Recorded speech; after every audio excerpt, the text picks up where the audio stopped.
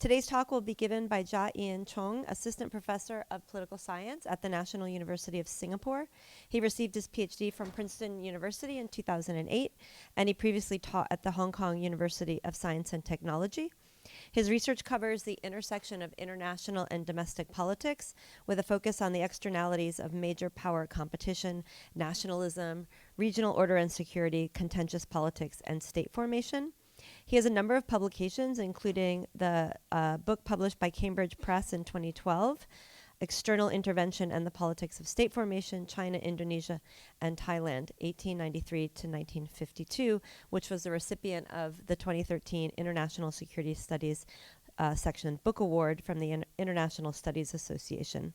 This year, he is a visiting fellow at the Harvard-Yenching Institute at Harvard University, where he's examining how non-leading state behavior collectively intensifies major power rivalries, paying particular attention to the U.S.-China relationship.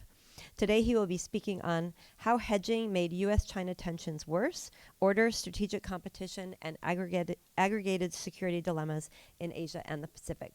Please join me in welcoming him. Thank you.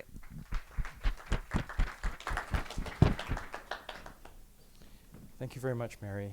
Thank you very much to the University of Michigan and hosting me here. I'm really glad to be able to be here and see so many friends of mine. Who knew that I ended up knowing so many people here.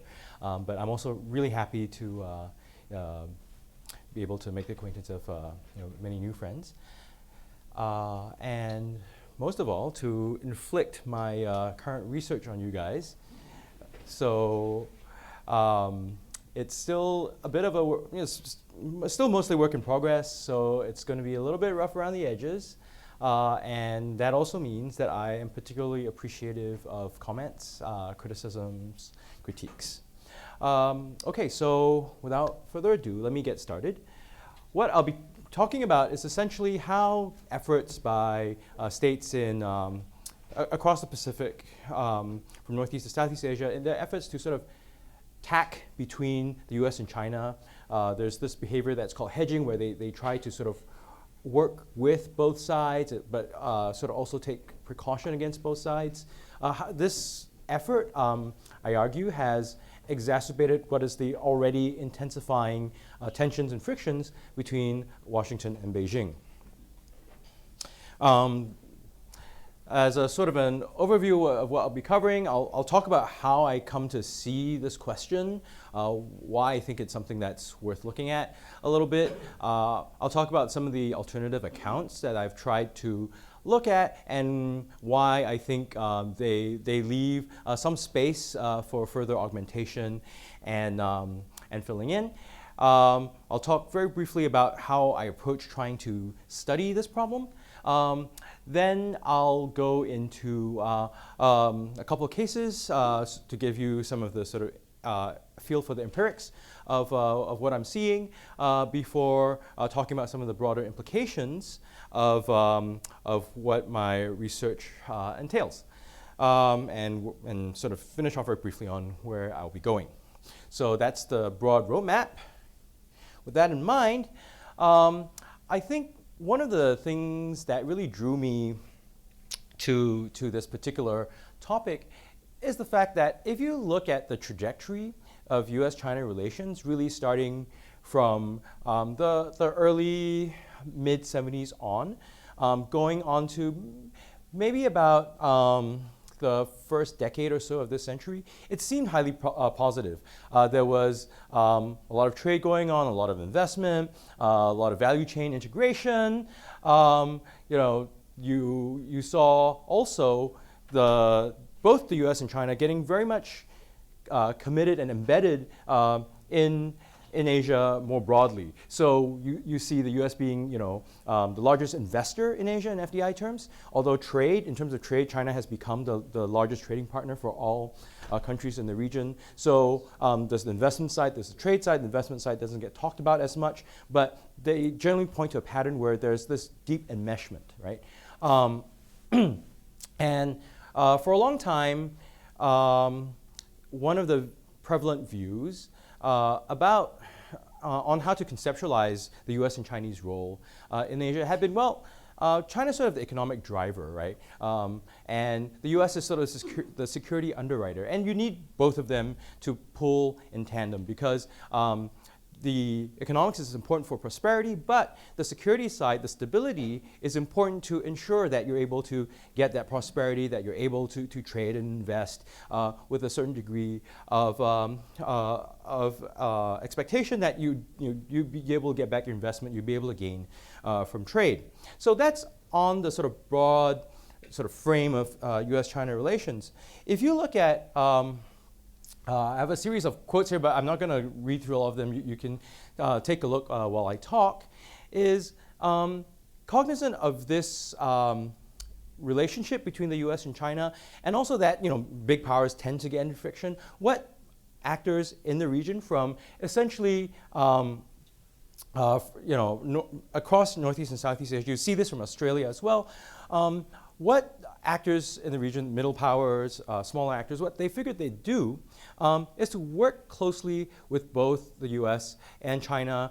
They're not really sure about either side, but the big hope was that by working with both sides, by engaging deeply, while sometimes taking some precautionary measures, the hope was to be able to bridge US-China differences. The hope was to be able to smooth over whatever differences the US and China had, such that there would be a smooth sort of forward trajectory in terms of trade, prosperity, so on and so forth.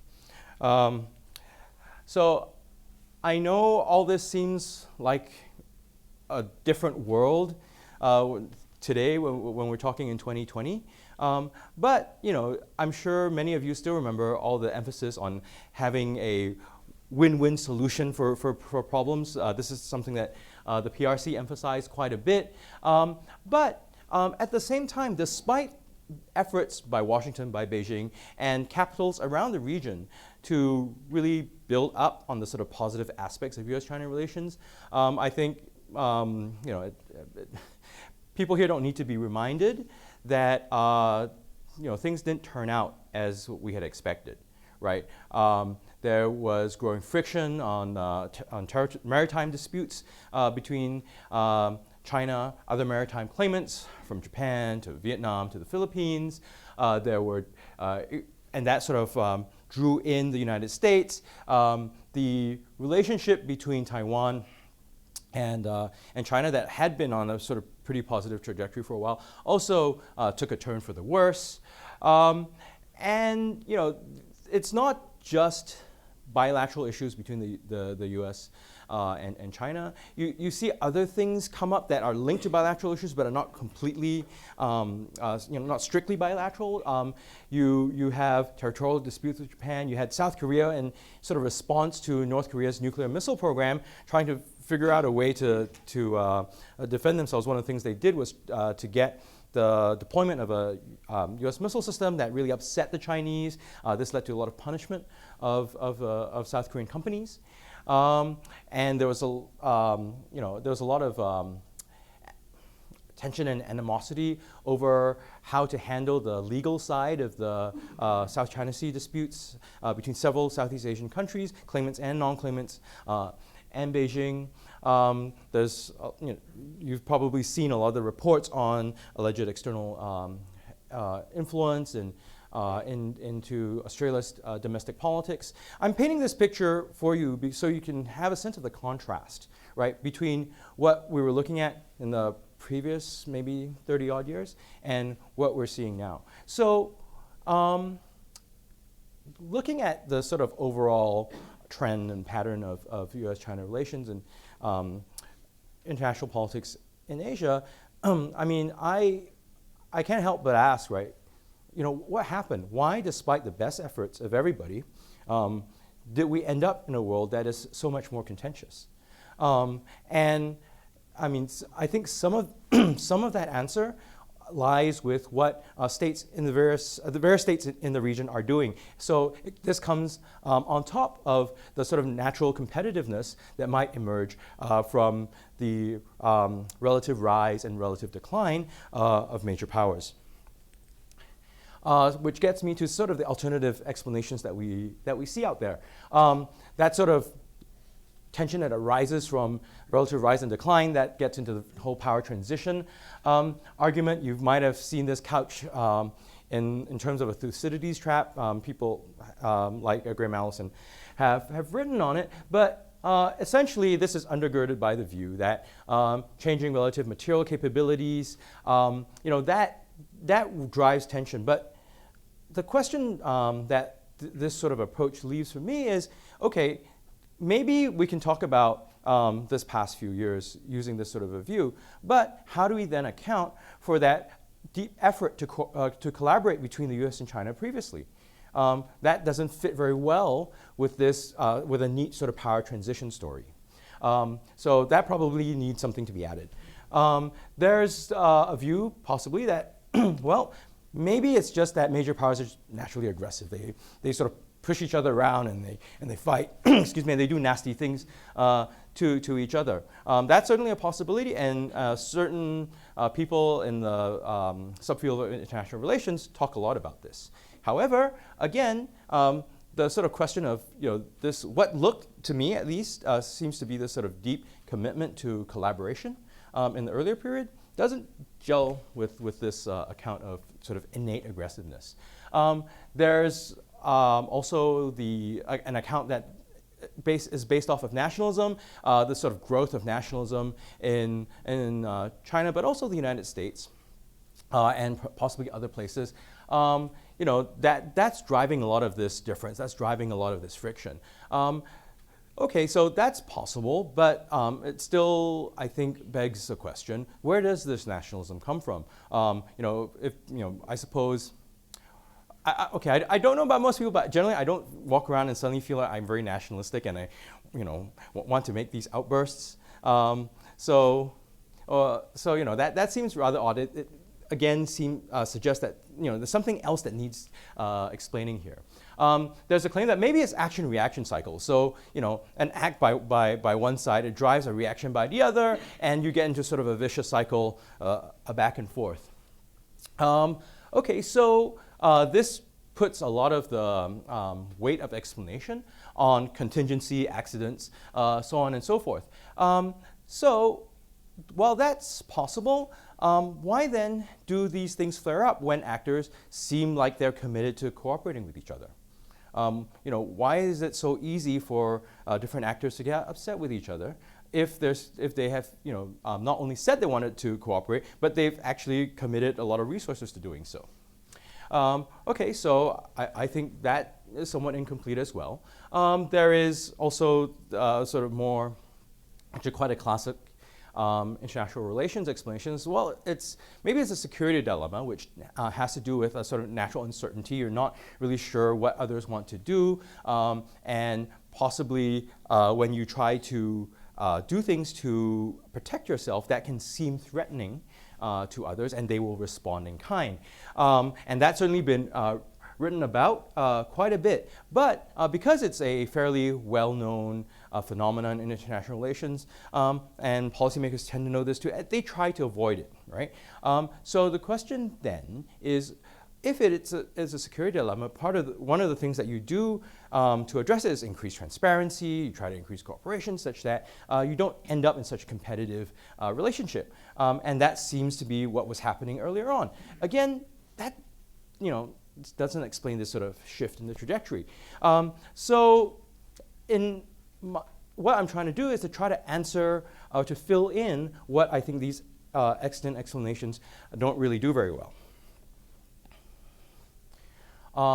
And in essence, what I am proposing is that efforts to hedge, so efforts to play all sides by middle powers, by smaller powers, it actually exacerbates the security dilemma dynamic. And in short, when you talk about hedging and sort of working on all sides, it's very rational for individual actors. So individual states wanting to work with and guard against all sides, that's very natural, except that what is individually rational can potentially become collectively irrational.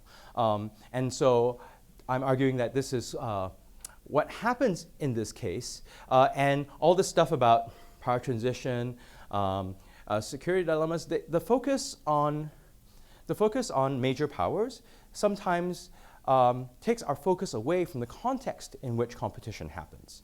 And I'm trying to draw attention back to that broader context. So I guess to explain, there's sort of two places I need to begin. One is with the leading states, and the other is with non-leading states. I'll start with non-leading states first. So these are middle powers, smaller powers, countries, states that, actors that don't have the possibility of leading the system, of becoming the top dog, so to speak. And for them, these transitions are actually highly anxious moments. They're anxious moments because you're faced with an array of questions and a lot of uncertainty, so you really don't know what the right answer is. And what these questions are is, okay, if the current system is working for you, how long more do you think it's going to work for you? Do you want to jump ship, make changes, and side with the sort of rising power that wants to do so? And if that's the case, when do you time it? Because you still want to benefit from the current system, but if you jump too early, that may cut you out from some of those gains. If you do so too late, you may lose your voice opportunity to shape what is coming up next. So, there's a question of, what to do and when to do it, right? And conversely, if you are an actor, like say in North Korea, the system isn't really working that well for you. So the question then is, okay, so how do you want to push forward, right, on eliciting change? Do you think that the rising power will succeed? The transition will succeed? It may not. Because, just because there's a transition doesn't mean that it runs its full story. One account of one way you can look at the Cold War is that the Soviet Union was rising relative to the US, and it was a competition, but then it failed, right? So you could place your bets on the wrong horse. So that clearly is uncertain as well. So, so facing this, set of questions and not really knowing what the best answer might be, what these non-leading states tend to do is to say, okay, well, maybe based on what our own interests are, we'll figure out, how to calibrate how much we work with each different actor. If you seem to be gaining, then maybe you want to maintain the current system more with a little bit of involvement in the sort of upcoming system just to see if you can shape things. If things don't work out for you, aren't working out for you right now, maybe what you want to do is to work with the rising power more to sort of get the outcome that you would prefer. At the same time, it's possible that there are countries, things are working out for them now, but they're really afraid that the established power may abandon them, so they may want to jump ship earlier.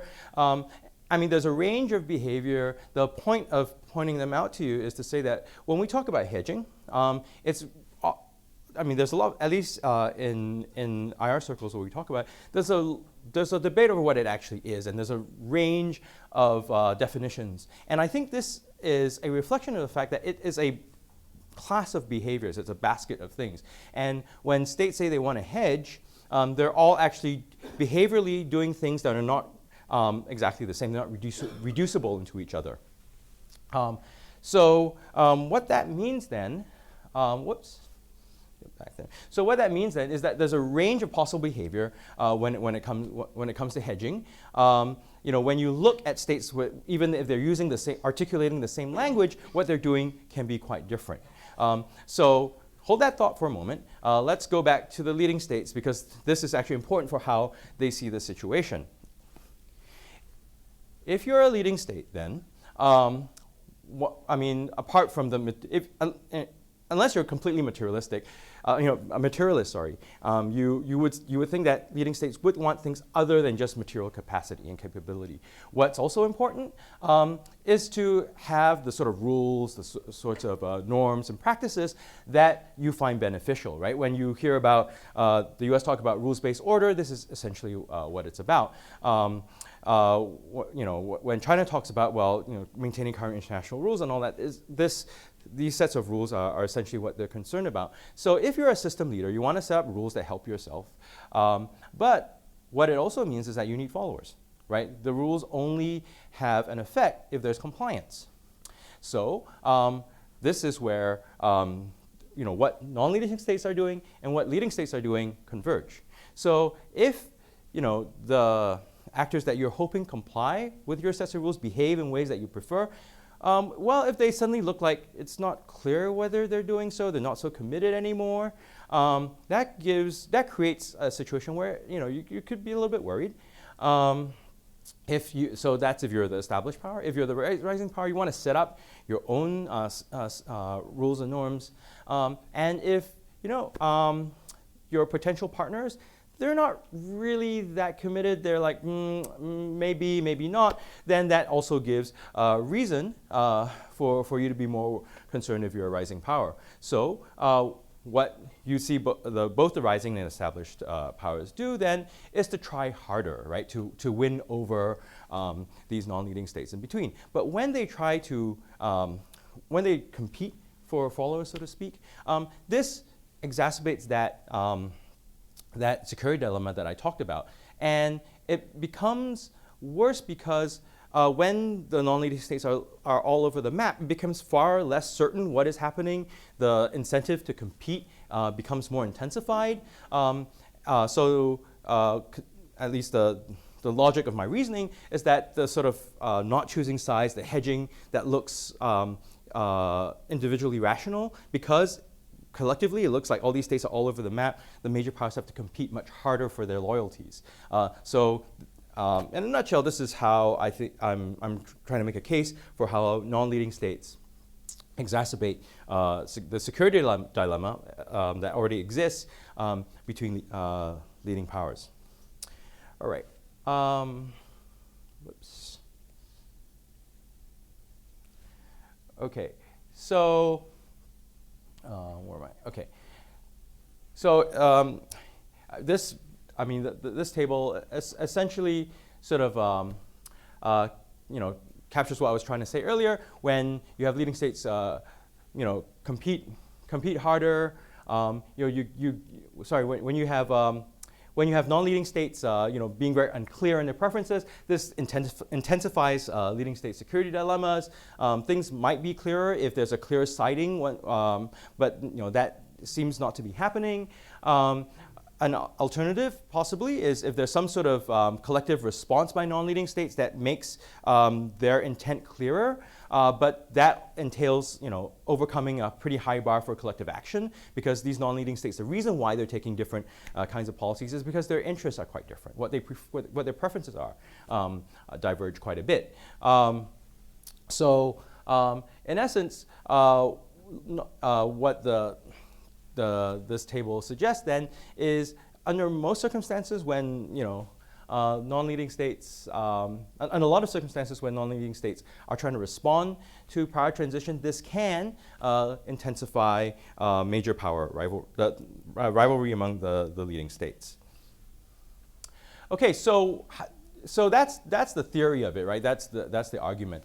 So I try to sort of test this out by looking at a few empirical cases. The most important one being Asia from the turn of this century till the present, more or less. And what I do then is this is a more qualitative approach. It's a lot of it is based off of interviews, official documents, news reports, secondary literature, where it's available, parliamentary records, so on and so forth. And so from here, what I'm trying to get is to draw a pattern of behavior first among the non-leading states, and then to look at how the leading states are reading such behavior and then shaping their own policies, right? So I look primarily at Asia. I mean, there are other comparative cases that I also consider. There's the post-World War II, post-Vietnam, U.S. withdrawal from Asia. These are, I think, situations that are sort of analogous. So it allows me to get some traction in terms of variation. Okay. So if we then look at the available evidence. One of the, I went through this a little bit earlier, but one of the things that we also see, despite this sort of integration that's happening, going into the first decade of the 21st century, is that yes, there is a lot of U.S.-China engagement. There's a lot of U.S.-China engagement in Asia, but an undercurrent that starts coming out is, despite China's sort of narrative of peaceful rise or peaceful development, and what is termed smile diplomacy, where it really tries to reach out and be very accommodating to regional actors, is that despite being the larger investor in the region by far, you see in Washington talk about China eating America's lunch in Asia. Worries that Chinese gains will come at American expense. And that while there is continued security cooperation in the region, there needs to be some sort of adjustment. Talk about responsible, having China as a responsible partnership, and underlying which is this idea that the U.S. needs to be in Asia. It needs to be a partner with the Chinese in Asia. The U.S. has to be there rather than to get sort of pushed out, right? So there are these there are these growing concerns, and so that then leads me to looking at what drives these growing concerns when people in Congress and also in this lead up to the 2008 election, you see politicians talk about, when they talk about trying to regain the U.S. footing in Asia, what are they referencing? In essence, they're looking at this Chinese smile diplomacy. They're looking at the receptiveness of regional actors who have never at any time during this period talked about not working with the U.S., right? They're saying, well, this acceptance of China, that seems to be by different states in the region, even though they're really doing different things. It seems that their U.S. partners now are slowly being peeled off, and so the U.S. needs to reassert itself. And you see some of this coming when the U.S. tries to assert itself into the East Asia Summit, and during the second Bush term, especially towards the end, there's an effort to sort of push the U.S. being present in Asia a lot more, and that's in response to this claim that China is eating America's lunch in Asia. Now, this is the sort of first period. So it ends off. So essentially, when you have non-leading states doing all this hedging at this point in time, this creates a sense that their preferences are unclear. Their commitment to excuse me, to the prior cooperation with the U.S. may be shaking. So the U.S. needs to push harder. And what we see in terms of the U.S. pushing harder, I think this comes quite emphatically in the late Bush and the Obama periods, the talk about the TPP and then the pivot rebalance to Asia. That's about getting, if you think about it, it's about getting the U.S. presence in Asia recognized again. It's about getting economies and governments, states, to buy in to U.S. established rules. I mean, essentially, that's what the TPP is about, right? And this takes on a greater urgency after the financial crisis of 07-08, where the U.S. feels that it's in a sort of weaker position. Now, efforts then by the U.S. to push forward, coupled with the sort of response in Asia, where countries initially they sort of waver a bit on what to do, but then in general they say, okay, well, if the U.S. is coming back and wants to have more presence, we'll work with them. We'll work with them more, and so you see some countries sign up to the TPP. You see a deepening of security cooperation, and what this gets us then is a China that starts becoming starting from really 08, 09, going to 2010, starts becoming more prickly on territorial disputes, right? It's trying to push back, right, at these U.S. efforts, and U.S. efforts done in conjunction with allies and partners in the region, whether this is in the South China Sea, whether this is in the East China Sea with the declaration of the Air Defense Identification Zone, whether this is pressure on getting Taiwan to be more integrated, or on the issue of the theater high altitude air defense with South Korea I mentioned earlier. All this is coming in really from 2008 onward. And if you look at the Chinese discussion and rhetoric at this point in time, one of the things that comes across is when they look at the TPP, when they look at the rebalance, the claim is, well, this is really a U.S. containment effort. And it's a containment effort that is trying to draw in all these other partners. That's how they're going to hem us in, and we're going to break through that, right? It's about breaking through that containment. So even though the U.S. doesn't talk about containment, even though countries in the region say that, no, we have no interest in containing China. We want to work with China, but we also want to work with the U.S. This seems to end up driving a lot of the thinking in foreign and security policy in Beijing. So this, of course, gets us to the sort of increased tension and friction between the U.S. and China that we're starting to see. Well, not starting. We are seeing today. So, despite all of this, what you continue to see is, these non-leading states still talking about not choosing, still talking about wanting to work with both sides. So you see cooperation, whether it's on economic terms, with the AIIB, with Belt and Road, or with RCEP, or with sort of trying to figure out other kinds of arrangements, cooperative arrangements with the U.S. Economically, or whether this is on the security side, where there's continued security partnership with the U.S. deepening in some cases, Singapore, the Philippines being some examples, Australia, while at the same time working with the Chinese. So this hedging stuff is still going on, and I point this out because this sort of individually rational behavior by non-leading states, I think, is still adding to the security dilemma that it seems to be characterizing this period, at least in Asia. So what this points toward then is greater U.S.-China competition going forward. Now, so essentially for the second period, right? Again, it's unclear preferences among non-leading states, adding to the sort of uncertainty among both the ascendant and the established state. So that increases the competitiveness and rivalry. Now, this sort of rather pessimistic view, I mean, that doesn't always have to be the case.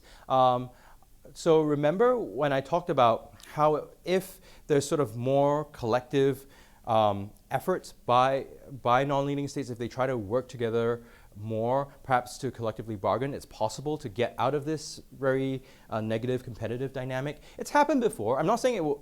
I think it's harder for it to happen today. But if you think about the role of ASEAN, this is the Association of Southeast Asian Nations, in the late Cold War period. So this is in the period after the U.S. withdrawal from Vietnam. There's a high degree of anxiety, and the U.S. at this time was trying to look for a holding position in Asia, even though it can't be in Indochina anymore. And what ASEAN really does is it takes a group of conservative, anti-communist, authoritarian states, and they say, okay, well, what we can try to do then is to band together will sort of set up the rules of the road for the region, such that the major powers that are active, are looking to be active, like the Soviet Union, who are active already, like the PRC, or the US, they don't have that much to fight over. So they can take their fight somewhere else. They don't have to bother with us. Now, so what you see then is, despite the U.S. withdrawal, there's relatively calm. There's relative calm in the region. There's relative stability in the region, and it mutes leading state competition. Even despite the fact that you do have the Soviet Union backing Vietnam in its invasion of Cambodia, right? That stuff is handled more or less stably. It's contained sort of because of this sort of collective effort to sort of work collectively by regional states. So the stuff.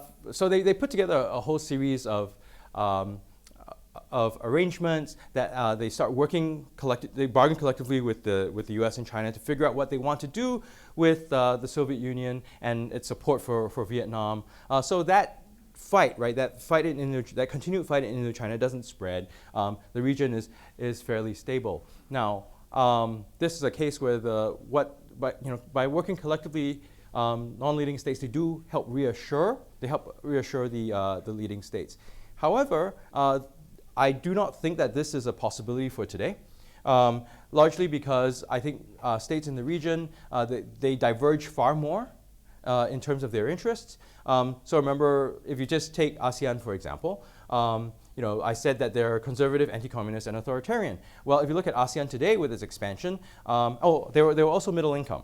So you take ASEAN today, there are former communist states, there are states that still have communist parties, there are low income states, middle income states, high income states. So for them to overcome the collective action problem is much more difficult. That's just Southeast Asia. We're not even bringing in Northeast Asia and Oceania. So once you factor those in, to get this sort of collective effort at bargaining and stabilizing the situation, it's much more difficult today, which is why I think we see the dynamic that I had discussed earlier. So in a sense, that sort of robust collective response, right, dampens the security dilemma, or it can dampen, but that's also a pretty high bar to reach when you have states that are highly diverse. So, I mean, in essence, that's sort of what my research is looking at. And where I'm going. There's several findings and implications that I like to talk about. One is to emphasize the fact that leading state competition doesn't just happen in a vacuum. It's not just about the leading states. We have to think about the context in which this competition happens. And sometimes by overlooking the context, we forget key dynamics that can be going on. And these sort of theories about security dilemmas, power transition, institutions, so on and so forth, they tend to have a major power bias, and that major power bias sometimes, leads us, at least conceptually, to forget about that context. So we are sort of led to think about the situation in a particular way and sort of leave out at our own risk, the sort of other sort of dynamics that can be adding to fueling these sort of general patterns of behavior. And I think just a few points to end off is I think what this project brings out, at least to me, is these individually rational decisions. They can really be quite collectively irrational. I mean, who doesn't want to have your cake and eat it too? To work with all the different major powers, to be able to safeguard yourself and to minimize your risk. Everybody likes to do that. But the problem is that those sets of desires mean in practice is so different for every single state. What you see a Cambodia doing, even though it's talking about hedging, looks very different from what a Japan or an Australia is doing. And so that gets us to this, creates this greater uncertainty that leaves almost all sides worse off. Of course, this doesn't necessarily mean that choosing one side or the other has to be better. That can create other problems of competition for the leading states, and there are sort of theoretical possibilities, at least for finding a sort of off-ramp, but then the collective action bar is extremely high for highly diverse states. So I guess what that leaves us is that where that leaves us where that leaves me at least is to be fairly pessimistic about the trajectory going forward of U.S.-China relations. And it also suggests to me that any path towards greater stability, towards a lessening of competition, needs to be more inclusive in terms of bringing in regional actors. But I'm doubtful that will happen, unfortunately. But that's where I think things need to or should go. Okay, so the next steps to this, obviously this is a bit rough. I'm going to try to refine this, try to look more at the sort of post World War II, early Cold War period, and sort of look at other possibilities, including sort of talking about some policy stuff with this. But that, in a nutshell, is what I have for you today, and I really welcome your questions.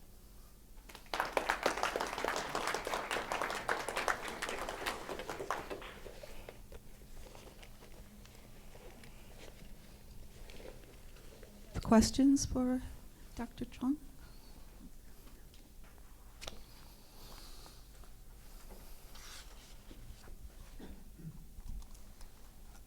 Hi, thank you for this very thought-provoking talk. I have a more like a question that's related to methodological precision. How many in this model? How many leading states that you would usually have? Because the comparative case that you have about the post-Vietnam scenario was that you had apparently more than two leading states. And whether that makes a difference, because whether China and Japan were leading states or non-leading states, how do you categorize them? What kind of criteria do you have, and whether that's a factor? Okay.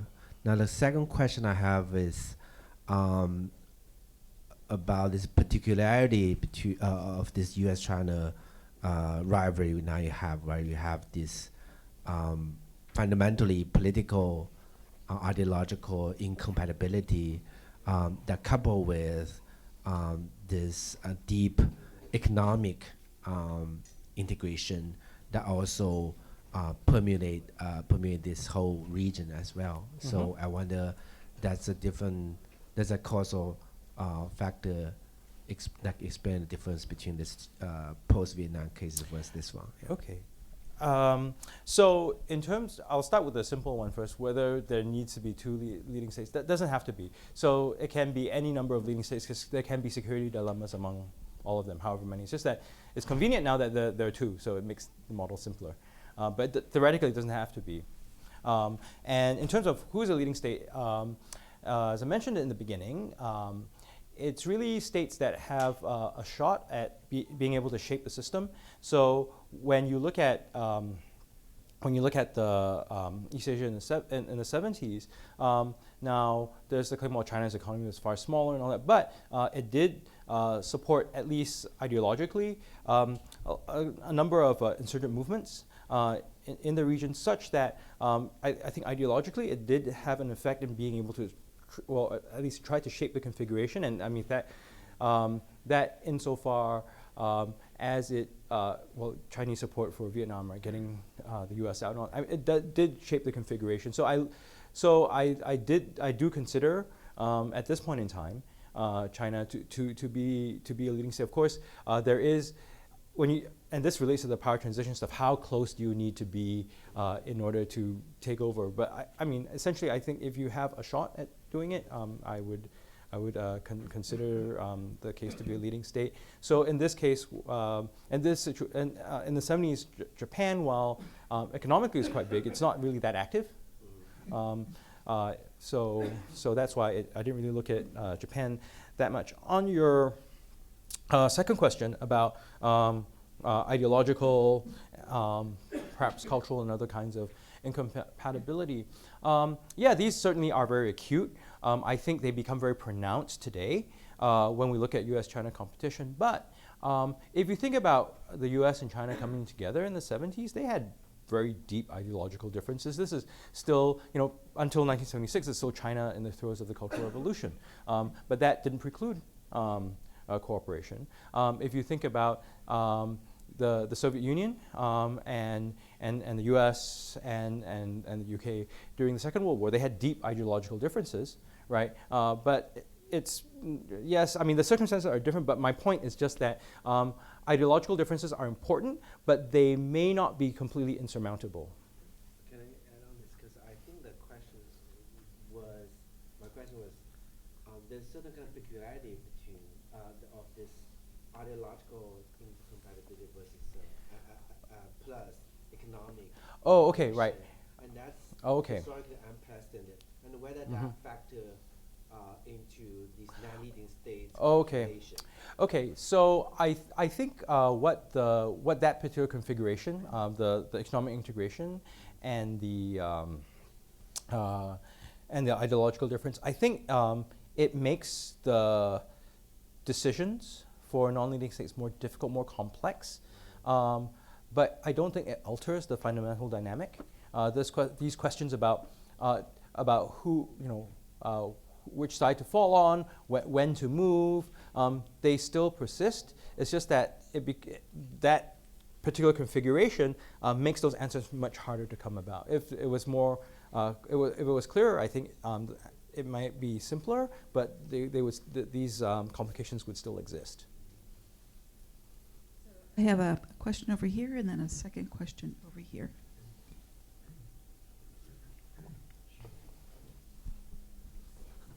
Thanks for the talk. I think my question is also somehow related to case selection.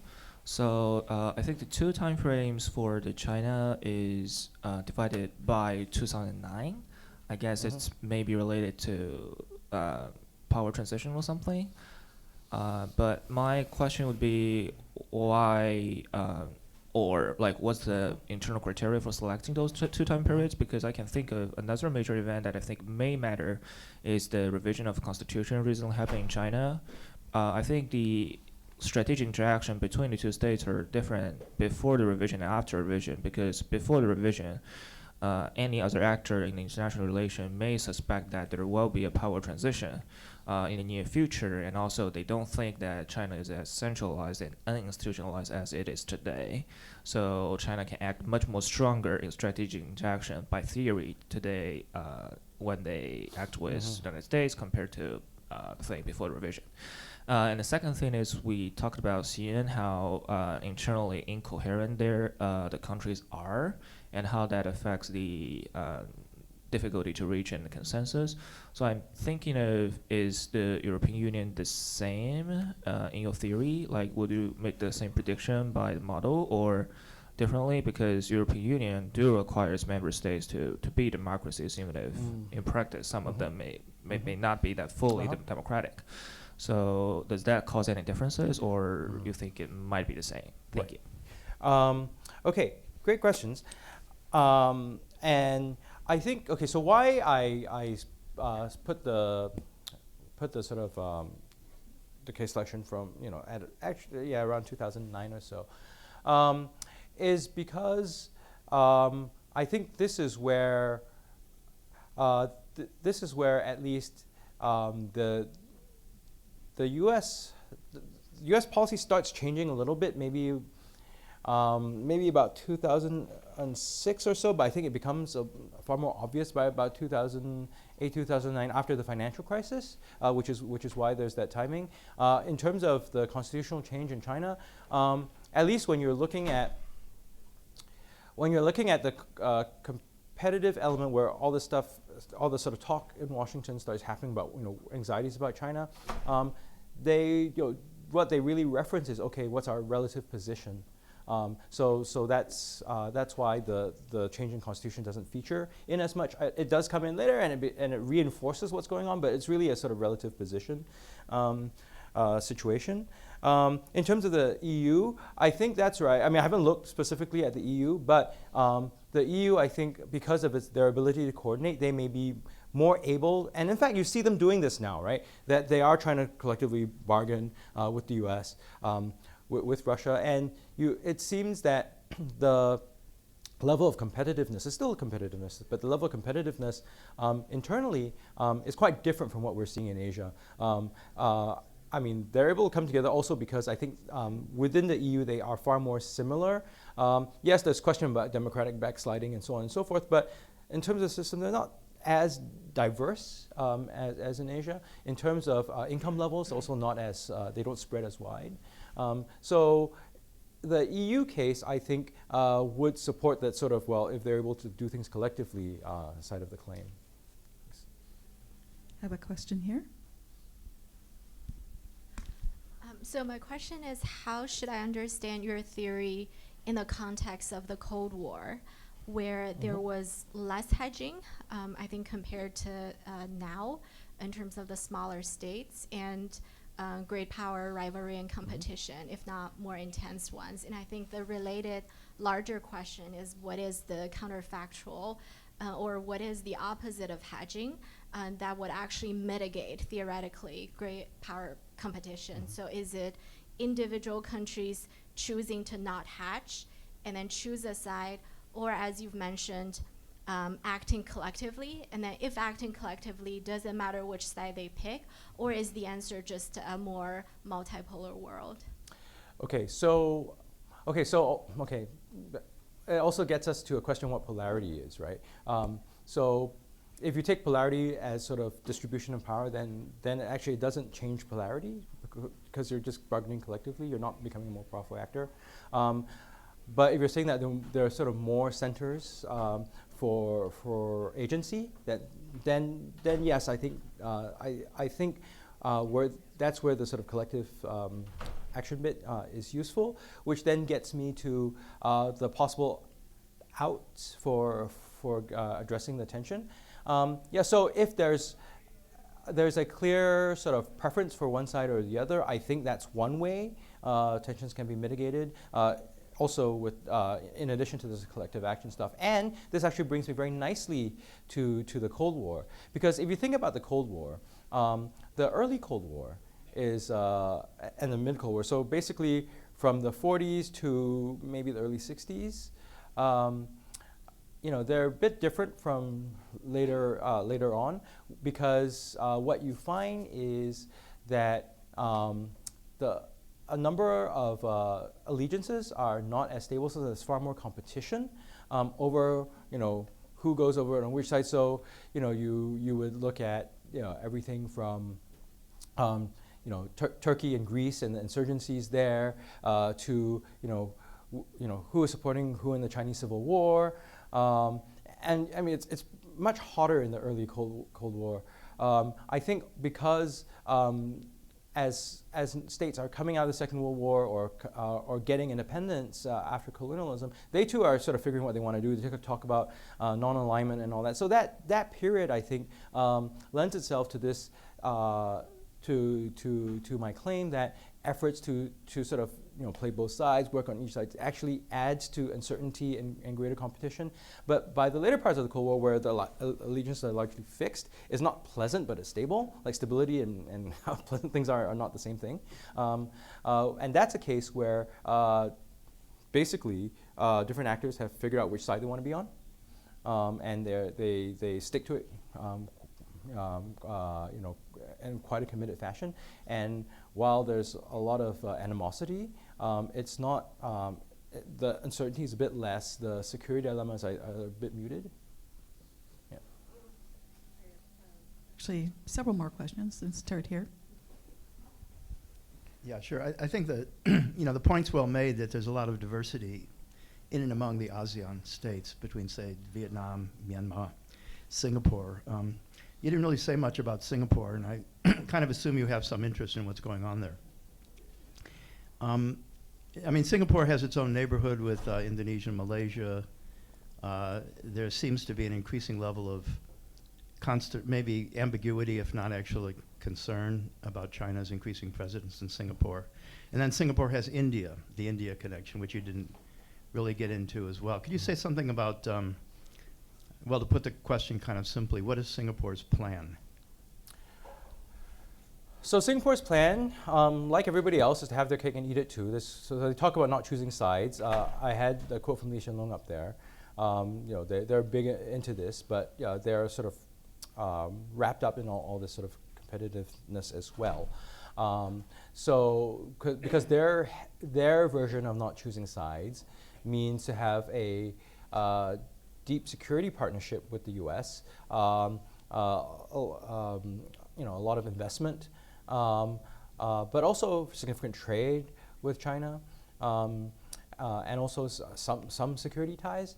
So it's like I said, this is individually rational for Singapore, but what it looks like, right, when you put it together with Cambodia, that's what creates the uncertainty.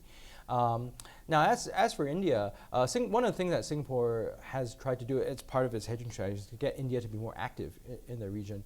And to some degree, I suppose, under the Modi administration, you see that. But I guess the pithy way to put this is India before had a look east policy.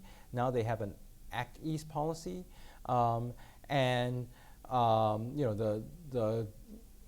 The wish is for them to do more acting and less looking, because India, I think, is not really pulling its weight as much as it's felt in the region. That's one. Your question about Singapore and its neighbors, I think that security partnership with the U.S. in part is because of anxieties towards its neighbors, but contrary to the official Singapore claim about how nasty and evil Singapore's neighbors are, I actually think we have pretty good neighbors. There's tension, there's friction, but there's always tension and friction. I mean, if you look at the U.S. and Canada, right? There's a high degree of militarized interstate disputes, but neither Malaysia nor Indonesia, under their current regimes, are doing things like developing nuclear weapons to lob at Singapore. They don't talk about using artillery to turn Singapore into a sea of fire. They don't periodically sort of shoot shells or rockets into Singapore. So yes, there can always be better, but are they really the worst? No, not really. I mean, that narrative of vulnerability, I think, has more of a domestic dimension. Question here. So it seems like your whole discussion in a way is sort of focused on like second image behavior, so kind of the foreign policy behavior of individual countries, and then the question of solution comes down to, well, should these individual countries act collectively, individual countries choose one side or the other, or what have you? And it just seems like there's a bit of a mismatch between the way you're setting up. There's kind of a third image problem, which isn't being solved by second image behavior, right? So the second image behavior is basically individual countries, they all want to maintain their autonomy, right? And then the effect that you're sort of, you're puzzled by or saying you're not getting is this reduction of friction in terms of a system level, right? Right. And so I guess what I would sort of suggest is one way to think about this is you would need to look at third image behavior to try to get third image results. And what I mean by that is, multilateralism, institutions, rules. So while Singapore, Malaysia, et cetera, might be behaving the way you're saying in the second image, so dyadically toward China and the U.S., they're also extremely committed to and very consistent in trying to get the region to work more through multilateral institutions, right? And there is where I think both China and particularly the U.S. have just been proving less and less amenable to that, right? So I think thinking about the foreign policy of these states requires thinking about how they behave at the third image as well as at the second, and what kind of order they're trying to create. And then just one kind of slight, I guess, comment/question a bit related to that is that it does seem that like Japan and South Korea are pretty different from the other cases that you're looking at here. I would think hard about whether you would want to disaggregate a little bit more and sort of think about what their power projection capacities are, and then I think they're in a pretty different world, in a sense. All right. So Japan and South Korea, I think they are different from a lot of Southeast Asia, as is Australia, by the way. But if you look at what they're doing, and Japan and South Korea are different, I think. They both still want to have their trading relationship with China. I think China is the largest trading partner for both Japan and South Korea. But in terms of on the security front, I think it's coming under increasing pressure or increased pressure, but there's still a desire to work with the U.S. And I mean, that position gets us to a situation of that you do get discussion of where will Japan and South Korea be. In fact, also where will Australia be if we look at the domestic debates there. This so if you look at them individually, they're on one end of the spectrum that's probably closer to the U.S., but they're still within the sort of broader dynamic of flux. That gets us to the third image question that you had. So the way that I look at this is, if we think about the third image being a system, the international system, then it's about how the system is created by it's more than the aggregation of different actors, but it is shaped by what different actors are doing and not doing, and that sort of builds up to the sort of system level effect, right? So what countries are doing at a dyadic level, I'd argue, has a broader system effect. Now, more specifically on the sort of multilateral stuff, that's actually quite interesting because while I think almost all actors in the region are talking a multilateral game, but what they actually mean or are trying to achieve is a little bit different. I mean, some of the sort of lower hanging fruit in terms of lowering barriers, tariff and non-tariff barriers to trade, that stuff I think is pretty straightforward, and countries are more or less on the same page. But when you look at the sort of more, the stuff that's, where the bar is a little bit higher, that sort of divergent behavior emerges again despite the rhetoric. So if you think about ASEAN, for instance, it's the sort of premier Southeast Asian regional organization, but you talk about ASEAN reform to make it run more efficiently, not give it more power, make it do what it's supposed to do in a more efficient way. So Indonesia is willing to talk about that. Singapore says, no, we're not going there, even though we're all for multilateralism. So, I mean, we can go through each of the countries, but that would bore everyone. But the point being that while everyone talks the multilateral game, when push comes to shove and it's like, okay, what are you going to do? What kind of multilateralism do you want? I think that's where the divergence comes in, and it feeds into this dynamic that I'm talking about. Some of the earlier sort of stuff with the RCEP and the TPP is another example of this, right? What kind of standard do you want to have for trade and economic cooperation? And well, we'd like to have it all, but where you're committing is different, even though the sort of broad language is very similar. So we have two questions on this side, and these will be the final two questions. Does the existence of international corporations with their strong interest in stability, does it moderate the friction between the leading state competitors, or does it have a opposite effect? Right. So in terms of multilateral corporations, I mean, I'm less sure that they have that much of a stabilizing effect. While I think they do generally prefer stability, they seem to be free riding more than anything else. So you have, okay, when China says, okay, you got to change how you refer to Taiwan, for instance, corporations are really happy to do that.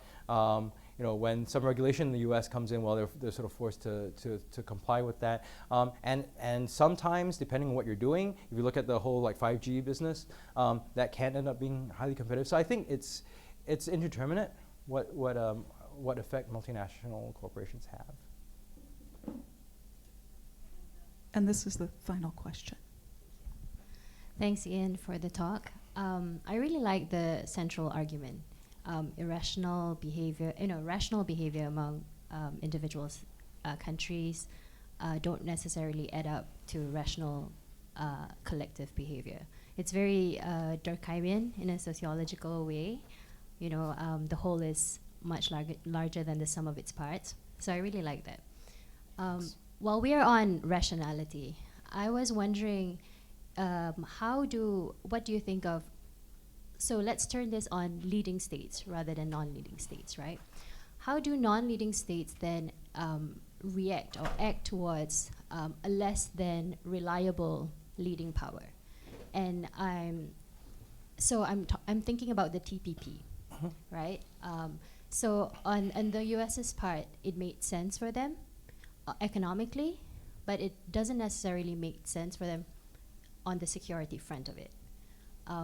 In the sense that the partners of the TPP, ASEAN included, could form their own multilateral agreement, could hedge closer in relationship with China. So I'm thinking about those kinds of calculations that they have to make, and what rationality then means when you are reacting towards a less than stable leading state partner. And I think this goes to the very first question that you got about ideological and economic interests coming together in a way that it's historically unprecedented. So I wanted you to talk about that a little bit more. Okay, so when you have leading states that are that seem uncommitted and inconsistent, I mean, I think that's if you're a non-leading state, that's generally one of the assumptions, operating assumptions you would have, that you could be abandoned. Abandonment is a thing.